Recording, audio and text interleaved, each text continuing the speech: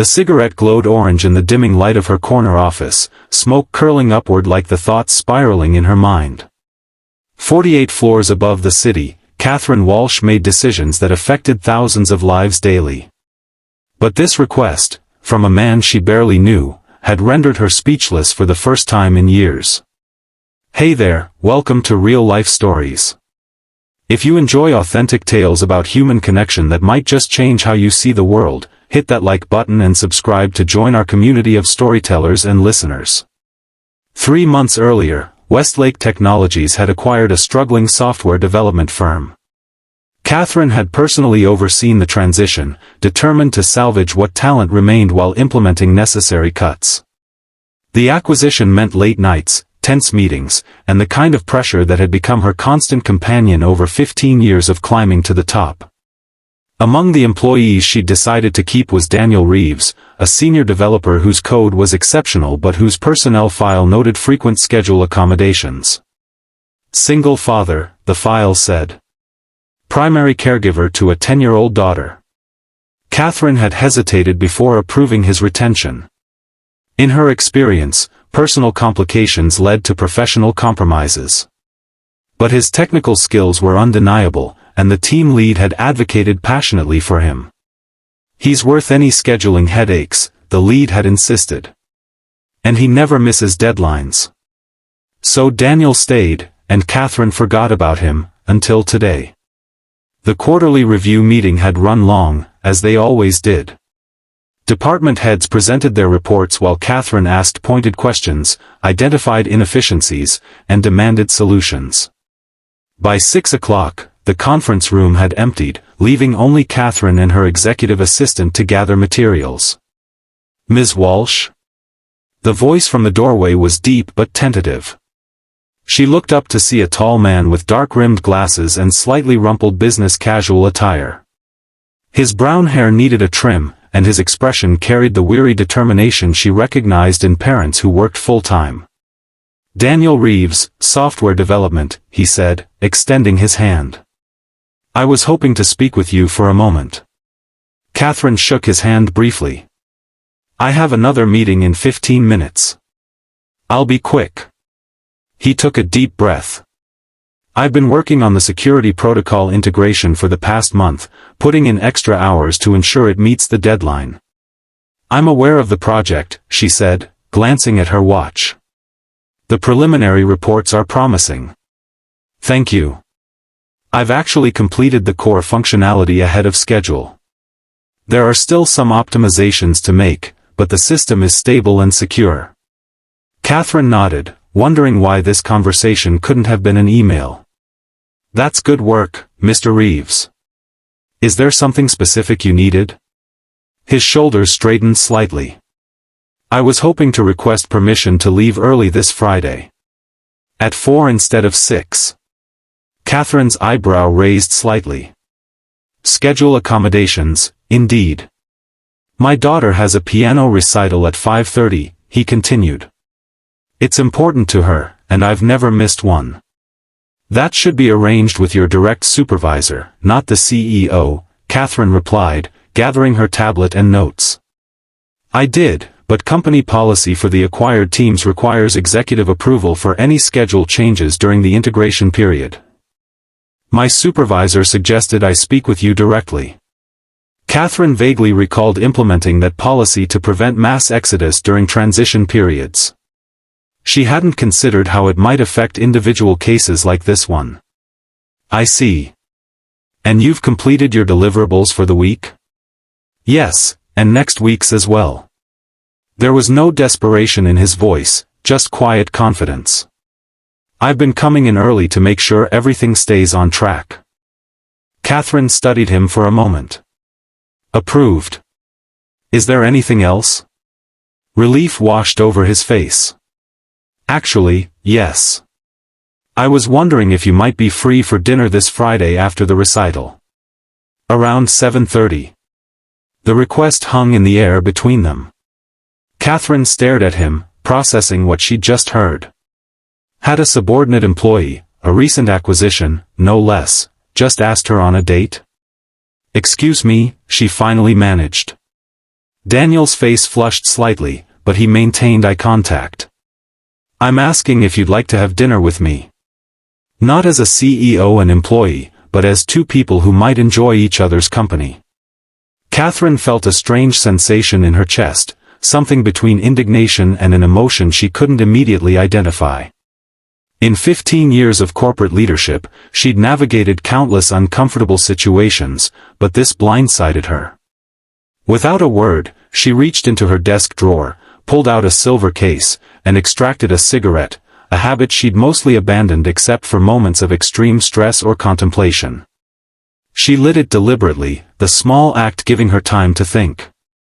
Daniel waited, neither retreating nor pressing further. "That would be inappropriate," she finally said, exhaling a stream of smoke toward the ceiling. "I don't date employees." "I understand," he said with a nod. It was worth asking. As he turned to leave, Catherine found herself speaking again. "Why?" He paused at the door. "Why what? Why ask me out? You don't know me. I'm your boss's boss's boss. I approved keeping your job during an acquisition where 30% of your colleagues lost theirs. The power dynamic alone makes this completely inappropriate." Daniel considered her words. "You're right about the power dynamic. That's fair." He adjusted his glasses. "As for why? I've observed you during the transition meetings. You're brilliant, decisive, and surprisingly compassionate despite your reputation. You ask questions no one else thinks to ask. You remember details about projects from months ago. And when the HR team suggested cutting parental leave benefits to save costs, you shut it down immediately." Catherine remembered that meeting. She hadn't realized Daniel had been present. "That doesn't explain why you'd risk your position for a dinner invitation," she said. "Because life is short and connections are rare." His smile was small but genuine. "My wife died when Emma was 3. Cancer. It taught me that waiting for perfect timing means missing opportunities entirely." The cigarette burned between Catherine's fingers, forgotten. "I'm sorry about your wife." "Thank you. It's been 7 years." He shrugged slightly. "Anyway, I apologize for putting you in an awkward position. It won't affect my work, and I won't mention it again." As he reached for the door handle, Catherine found herself at a crossroads she hadn't anticipated when she'd woken up that morning. "Mr. Reeves." He turned. "I can't have dinner with you on Friday." She extinguished her cigarette in the crystal ashtray on her desk. "But I would like to hear your daughter play piano." The surprise on his face mirrored her own internal reaction to the words that had just left her mouth. "The recital starts at 5:30 at Westside Community Center," he said carefully. "Emma's playing Debussy." Catherine nodded. "I'll be there." After he left, she sat alone in her office, wondering what had possessed her to accept even this modified invitation. She had built her life around clear boundaries and professional distance. Yet something about Daniel's straightforward approach had bypassed her usual defenses. Perhaps it was time to remember that before she was CEO Catherine Walsh, she had simply been Catherine. The community center auditorium was packed with parents, siblings, and grandparents when Catherine arrived. She felt conspicuously out of place in her tailored suit among the casual Friday attire of the other attendees. Finding an empty seat near the back, she settled in just as the first student took the stage. 4 children performed before Emma Reeves was announced. A slender girl with dark hair pulled back in a neat ponytail approached the piano with quiet confidence. Catherine immediately recognized Daniel's eyes behind similar glasses. The girl adjusted the bench, placed her hands on the keys, and began to play Debussy's Clair de Lune. The familiar melody filled the room, but what struck Catherine was the emotional maturity in the performance. This wasn't just a child who had memorized notes, this was someone who understood the heart of the music. When Emma finished, the audience applauded enthusiastically. Catherine found herself clapping longer than necessary, moved by the unexpected beauty of the moment. After the final performer, parents and children mingled in the lobby. Catherine stood awkwardly near the exit, unsure if she should leave or wait to congratulate Emma. The decision was made for her when Daniel spotted her and approached with his daughter. "Ms. Walsh, you came," he said, genuine surprise in his voice. "I said I would." She turned to Emma and smiled. "Your performance was beautiful. You play with remarkable sensitivity." Emma's eyes widened slightly. "Thank you. Dad says Debussy requires emotional intelligence as much as technical skill." "Your dad is right," Catherine replied. "How long have you been playing?" "Since I was 5, Emma said. "Mom played too. Dad says I have her hands." Catherine glanced at Daniel, who was watching his daughter with unmistakable pride. "We're going for ice cream to celebrate," Emma continued. "Dad always takes me after recitals. Would you like to come?" Catherine saw Daniel begin to intervene, but she spoke first. "I wouldn't want to intrude on your tradition." "It's not intruding if you're invited," Emma said with the simple logic of childhood. "Right, Dad?" Daniel looked at Catherine. "The invitation stands, if you'd like to join us." Against every instinct developed over years of maintaining professional distance, Catherine heard herself accept. The ice cream shop was a small, family-owned place with handwritten flavor signs and mismatched tables. Catherine couldn't remember the last time she'd been somewhere so deliberately quaint. Emma ordered mint chocolate chip, Daniel chose coffee, and Catherine selected dark chocolate after careful consideration of the options. As they sat at a corner table, Catherine found herself drawn into conversation about music, books, and Emma's science project on renewable energy. The girl was articulate and thoughtful, clearly accustomed to adult conversation. "Dad helped with the solar panel design," Emma explained, "but I did all the research myself." "She's being modest," Daniel said.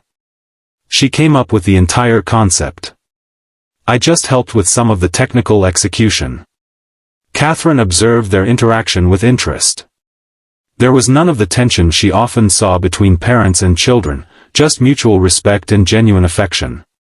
"What about your parents, Ms. Walsh?" Emma asked suddenly. "Did they help with your projects when you were my age?" The question caught Catherine off guard. "My father was very busy with his company, and my mother was involved in charity work. I was mostly left to figure things out on my own." "That sounds lonely," Emma said with surprising perception. Catherine considered this. "It taught me self-reliance." "But everybody needs help sometimes," Emma insisted. "Even Dad asks for help, and he's really smart." Daniel laughed. "Especially Dad. I ask Emma for help with all sorts of things." "Like what?" Catherine found herself genuinely curious. "Like which tie looks better for important meetings," Emma said. "And what to say when he's nervous about talking to someone he admires." Daniel's cheeks colored slightly. "Emma. Did he ask for help before talking to me?" Catherine asked, amused. Emma nodded solemnly. "He practiced his speech 3 times this morning." "Emma." Daniel looked mortified now. "Some things are private, remember?" "Sorry, Dad." She didn't look particularly sorry. "But Ms. Walsh came for ice cream, so it must have worked." Catherine couldn't help laughing, a real laugh that surprised even herself. "Your daughter is refreshingly honest, Daniel." "Sometimes too refreshing," he muttered, but he was smiling. As the evening progressed, Catherine found herself relaxing in a way she rarely did. There were no agendas here, no strategic objectives or quarterly targets. Just conversation and surprisingly good ice cream. When Emma excused herself to use the restroom, Catherine turned to Daniel. "She's remarkable." "Thank you. She's the best thing in my life." He hesitated. "I appreciate you coming tonight. I know it was unexpected." "For both of us," Catherine admitted. "I don't usually do this." Accept impromptu ice cream invitations from employees' children? Exactly that. She smiled. It's been nice, though. Daniel studied her for a moment. Can I ask you something? You can ask. Why did you come to the recital? You could have just said no to everything. Catherine considered the question. I'm not entirely sure. Something about the way you asked, directly, without pretense. It's rare in my world. The corporate world? Any world. She traced a pattern on the table with her finger. People usually want something from me, approval, funding, connections. You just wanted my company. Is that so unusual? More than you might think. She looked up as Emma returned. Your daughter's coming back. Thank you for sharing your tradition with me. As they prepared to leave, Catherine felt a strange reluctance to end the evening. Outside the shop, she thanked them both and turned to go. Ms. Walsh? Emma called after her. Catherine turned back. Yes? I have another recital next month. It's Chopin. Much harder. Daniel put a hand on his daughter's shoulder. Emma, Ms. Walsh is very busy. I'd like to come, Catherine interrupted. She met Daniel's surprised gaze. If that's all right. More than all right, he said softly. Over the following weeks, Catherine found herself thinking about Daniel and Emma at unexpected moments. During budget meetings, she'd remember Emma's serious expression as she explained the difference between Debussy and Chopin. While reviewing quarterly projections, she'd recall Daniel's laugh when his daughter had exposed his rehearsed speech. They'd exchanged personal phone numbers that night. For recital updates, Daniel had explained, and Catherine found herself texting him occasionally. Simple messages at first, a question about Emma's science project, a recommendation for a book Emma might enjoy. Later, thoughts about her day or articles she found interesting. Daniel responded with the same directness that had first caught her attention, never presuming or pushing, but always engaged. 3 weeks after the recital, Catherine was working late when her phone rang. Daniel's name appeared on the screen. Hello? She answered, setting aside her laptop. Catherine, I'm sorry to call so late. His voice was tense. Emma's running a high fever, and I need to take her to the emergency room. The babysitter who usually helps in emergencies is out of town, and I'm supposed to present the security protocol to the board tomorrow morning. Go take care of Emma, Catherine said immediately. I'll handle the board. You don't have to do that. I can try to find someone else to cover. Daniel. Her voice was firm but gentle. Your daughter needs you. The presentation can wait. There was a pause. Thank you, he said finally. I've uploaded all the materials to the shared drive, including my notes. I'll review them tonight. Keep me updated on Emma, please. After they hung up, Catherine sat back in her chair, surprised by her own response. She had just volunteered to personally cover for an employee, something she'd never done before. The rational part of her mind argued that the security protocol was a critical project worth protecting. But she knew there was more to it than that. She cared about Daniel and Emma. Somehow, in the space of a few weeks, they had become important to her. The next morning, Catherine delivered Daniel's presentation flawlessly. The board approved the security protocol implementation, and several members specifically commended the innovative approach. Catherine made sure Daniel received full credit for the work. That evening, she visited the hospital where Emma had been admitted with pneumonia. She brought books, a small stuffed animal, and Daniel's favorite coffee from the shop near the office. You didn't have to come, Daniel said when he met her in the hallway outside Emma's room. I wanted to. She handed him the coffee. How is she? Better. The antibiotics are working. They want to keep her another night for observation. Catherine nodded. The presentation went well. The board was impressed. Thank you for doing that. He looked exhausted but grateful. It means a lot. That's what. She paused, unsure how to finish the sentence. Friends? Colleagues? Neither seemed quite right. That's what people who care about each other do, Daniel completed for her. Their eyes met, and Catherine felt that strange sensation in her chest again, the one she'd experienced when he first asked her to dinner. This time, she recognized it, possibility. Can I see her? She asked. Emma was pale against the hospital pillows, but her face brightened when Catherine entered. Ms. Walsh. Did you bring books? I did. Catherine sat in the chair beside the bed. And I heard you might need some company while your dad gets some rest. Daniel started to protest, but Catherine gave him a look that brooked no argument. You've been here all night. Go home, shower, sleep for a few hours. I'll stay with Emma. To her surprise, he didn't argue further. I'll be back by 8, he said, kissing his daughter's forehead. At the door, he turned back. Thank you, Catherine. After he left, Emma looked at Catherine with curious eyes. You like my dad, don't you? Catherine nearly choked on her water. What makes you say that? He's nice, and he makes you smile, Emma said matter-of-factly. And you came to my recital even though you're super busy. Mom always said actions show how people really feel. Catherine considered her response carefully. Your dad is different from most people I know. In a good way. Because he's honest? That's part of it. Catherine opened one of the books she'd brought. Should we read for a while?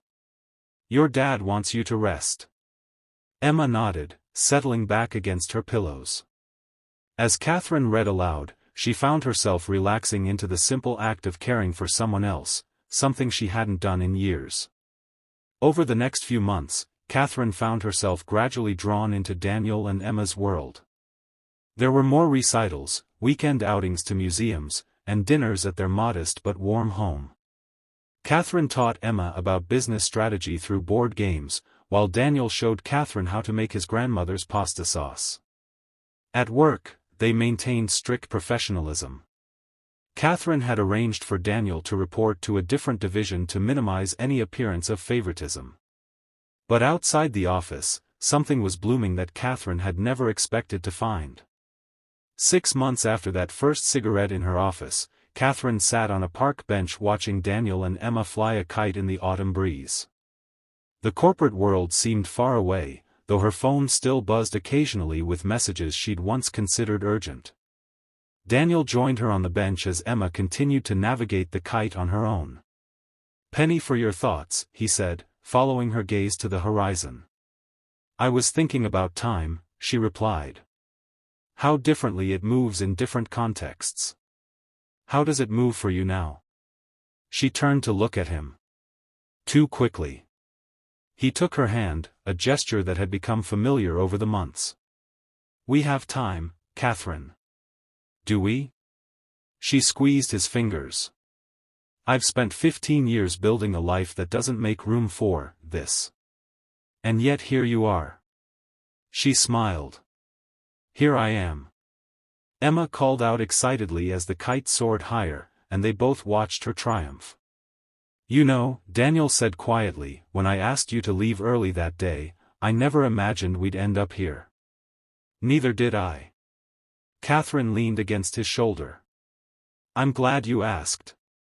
Even though I broke all the professional rules. Even though. She looked up at the kite dancing in the wind. Some rules are worth reconsidering. As the sun began to set, casting long shadows across the park, Catherine realized something profound. The woman who had lit that cigarette in her office 6 months ago, the CEO who kept everyone at a professional distance, was still part of her. But she was no longer all of her. Daniel had asked her to leave early for a date, and in doing so, had invited her to step outside the carefully constructed boundaries of her life. Against all odds and her own expectations, she had accepted. And in that acceptance, Catherine Walsh had found not just Daniel and Emma, but parts of herself she'd forgotten existed, the ability to care deeply, to prioritize connection over achievement, to find joy in simple moments. As they packed up to leave the park, Emma ran ahead, her energy undiminished despite hours of play. "She's remarkable," Catherine said, not for the first time. "Like her mother," Daniel replied. Then, after a pause, "and like you." Catherine stopped walking. "Daniel." He turned to face her. "I love you, Catherine. I wasn't planning to say that today, but it's true. You don't have to say anything back. I just wanted you to know." The words hung between them, honest and unadorned like everything else about him. Catherine took a deep breath.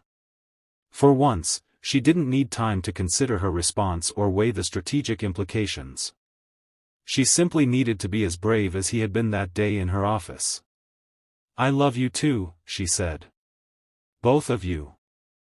As Emma called for them to hurry up, Catherine took Daniel's hand and walked forward into the life she hadn't known she was waiting for, a life that began the moment a single dad asked the female CEO to leave early, and she lit a cigarette while considering all the possibilities that request contained.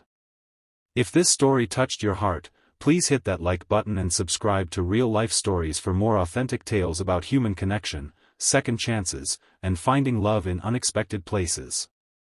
Sometimes the most life-changing moments begin with the courage to ask a simple question, or the wisdom to say yes when every rule says you should say no. Thanks for watching, and we'll see you in the next video.